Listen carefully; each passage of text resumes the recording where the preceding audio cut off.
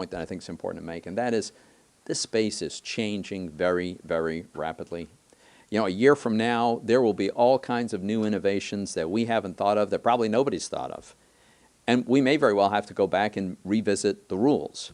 But what we shouldn't do is have an overly broad mandate, a reporting requirement on people who can't possibly comply, and we don't want to favor or punish any particular platform design or validation mechanism. And we certainly don't want to stifle the innovation that's happening in this space. There's still time to adopt this amendment before final passage of this bill, and I'll be urging my colleagues to join in this bipartisan effort to fix this error. And let me turn this over to Senator Lummis and thank her for her leadership in this whole space.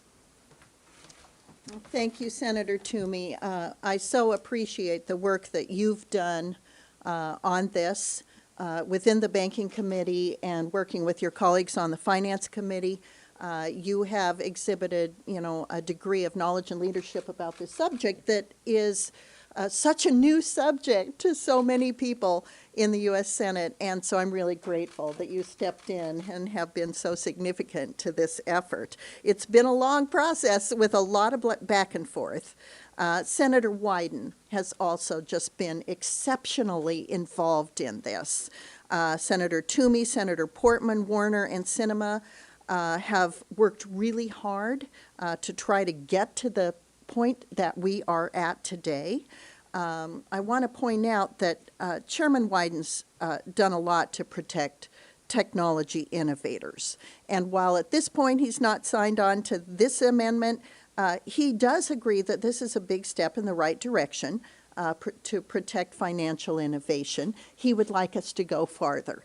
And so I'm certainly encouraged by the fact that he sees the importance of innovation in this space and is so uniquely positioned to help all of us going forward. As Senator Toomey just said, this space is moving so fast. The innovation is occurring at such a rapid rate that we probably will have to revisit a lot of these subjects within the next 12 months. We also want to put out some legislation that sets some definitions in this space. So the fact that Treasury got a jump on us in trying to define broker in this bill has put us in a position where we're starting that work now of defining terms that are used in this space that have a significant impact on those who are innovating in this space. We can't afford to get this wrong.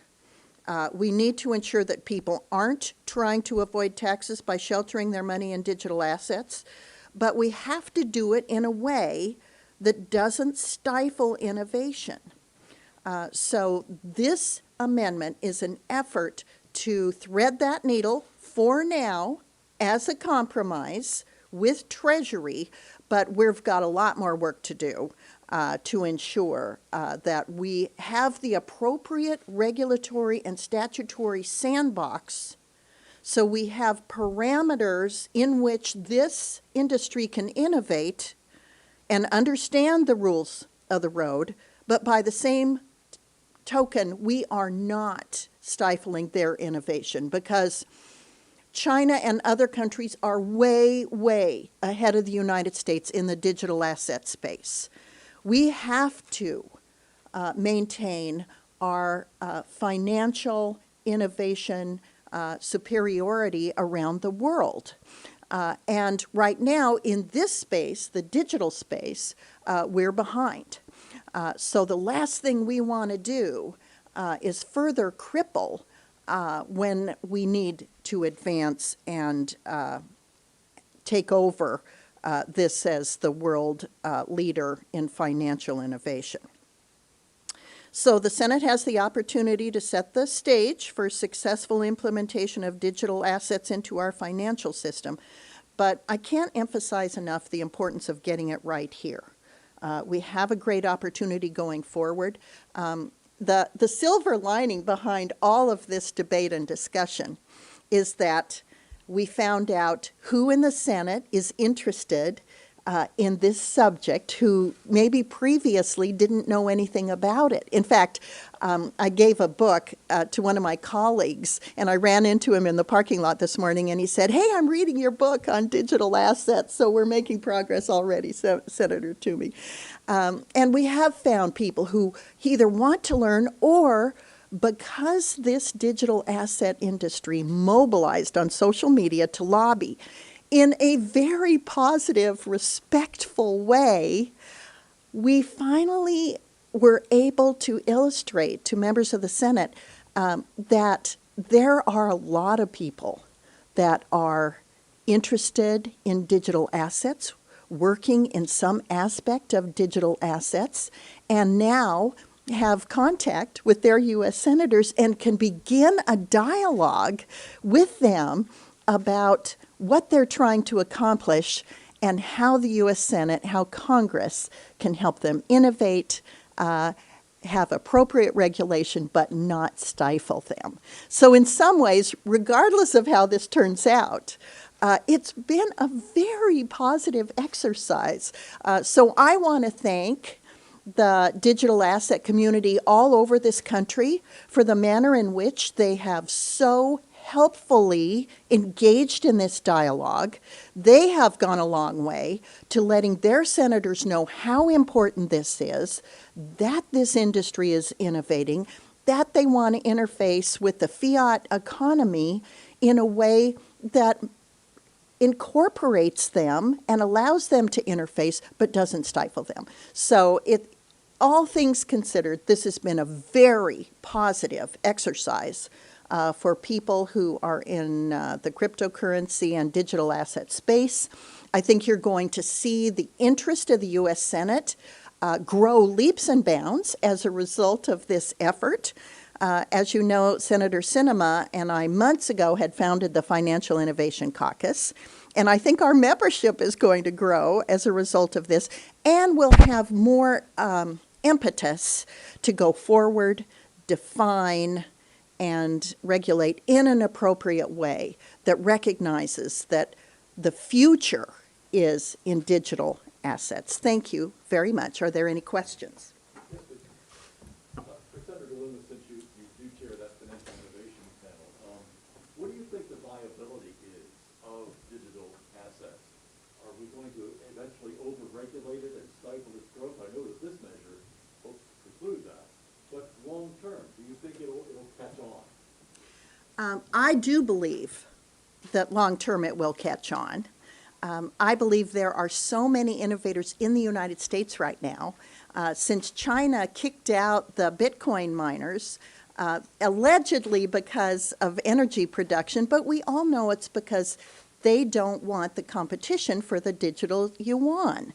They want their currency, which is not transparent on the blockchain, but that allows them access to the information on how the digital yuan is being used.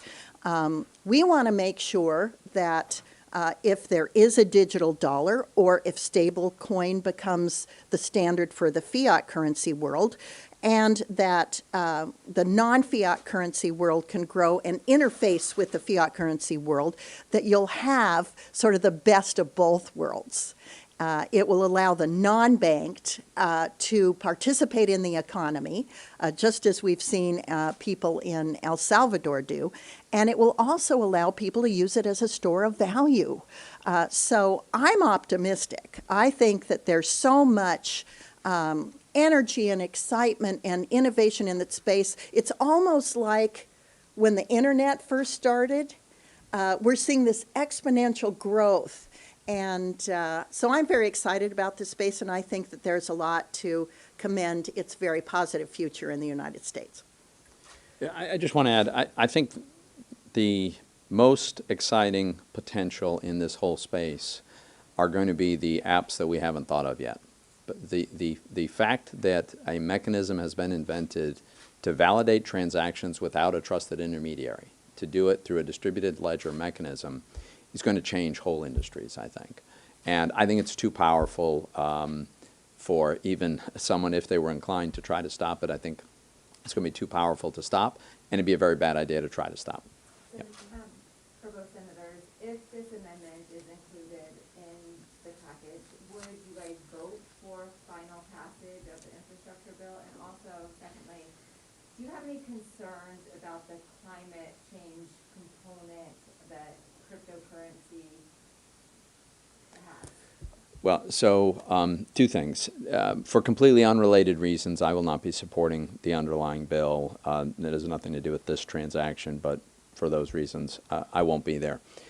You know, the impact on the climate, as you're alluding to, of course, varies enormously depending on the methodology of the validation process. And that's one of the reasons that I don't think we should be picking winners and losers. Tomorrow, we may learn about a whole new mechanism for validating transactions. And because a lot of people care a lot about the climate and the environment, that might very well manifest itself in preferences in some kinds of methodologies over others. I don't think we should be trying to make that choice in this legislation. Senator Lummis, are you going to support that underlying bill? I also have problems with the underlying bill. It's scored in a way that it's not fully paid for.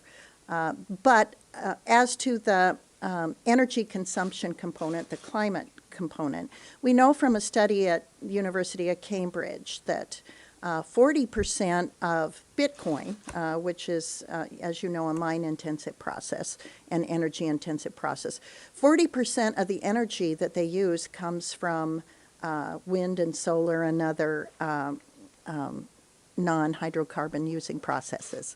So, and that's way higher than the world average. We have in Wyoming businesses that will pull a trailer up to an oil and gas rig that is venting gas, and they'll hook onto that flume and use it to mine Bitcoin. So we're actually seeing innovations that use energy that's now being wasted. So in some ways, it's turning out to be a benefit in the long-term efficiency of our energy economy. Yep. So, this is a two-part question. Senator Wyden says he still has privacy and security concerns. How do you attempt to address those? And then, secondly, does your compromise that you've reached indicate there's an amendment agreement on the overall bill, or how will you get a vote? Okay, so Senator Wyden put out a tweet, which you may have seen, and he said, I'll just quote it because it's short. It says, "We've been working hard to get a deal. I don't believe the cryptocurrency amendment language on offer is good enough to protect privacy and security, but it's certainly better than the underlying bill. Majority Leader Schumer says he won't block a unanimous consent request on it." So we're going to make a unanimous consent request. This will be the first time on this bill that I'm aware of where we have had bipartisan Treasury support and both of the lead negotiators all on the bill. So I certainly hope that given the near universal acknowledgement that there is a problem and the fact that we have a bipartisan solution, that enables us to get the vote that we want. Do you believe that the ultimate goal is to maybe have the federal government create its own digital currency, just as the dollar paper currency? And secondly, if I can get your thoughts about after this bill, if it does pass, then we have the $3.5 trillion bill. So I think the question of a U.S. dollar digital currency is another whole topic, and it's a big topic. And we're going to get a report from the Fed soon on this, and we'll get their thoughts, and we will discuss this in Congress. I do believe that the Fed should not proceed without congressional authorization. I think the chairman of the Federal Reserve has indicated that he's sympathetic to that view. But that's a big topic of conversation. As for the next bill that our Democratic colleagues are going to propose, I think, well, first of all, $3.5 trillion understates the full scale of that bill. It's very, very bad policy, very, very damaging to the economy, and I will vigorously oppose it. I agree. It's very bad policy. It actually comes in, if you don't use scoring gimmicks, it comes in closer to $5 to $5.5 trillion.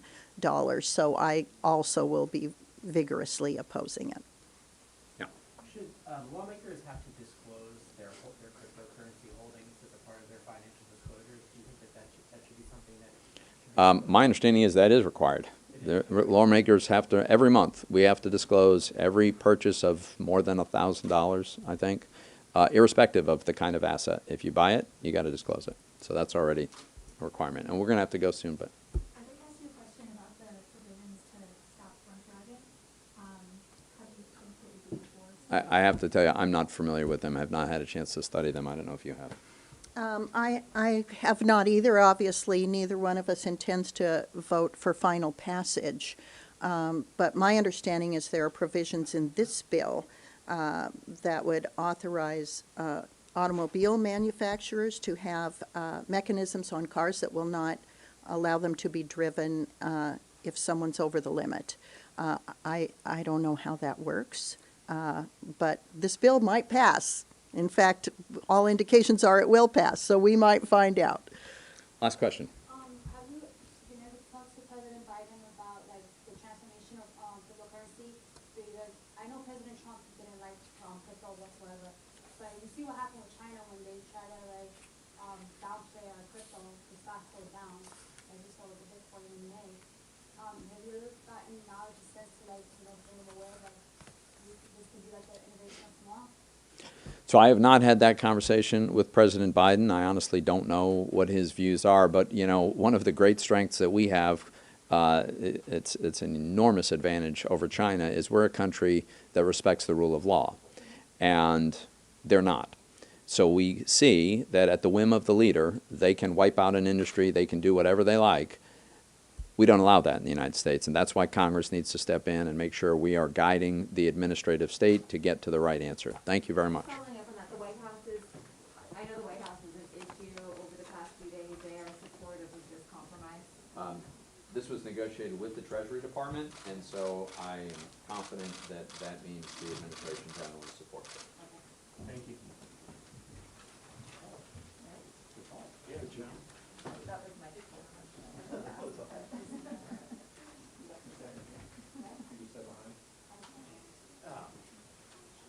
Hi, very, very, very quickly.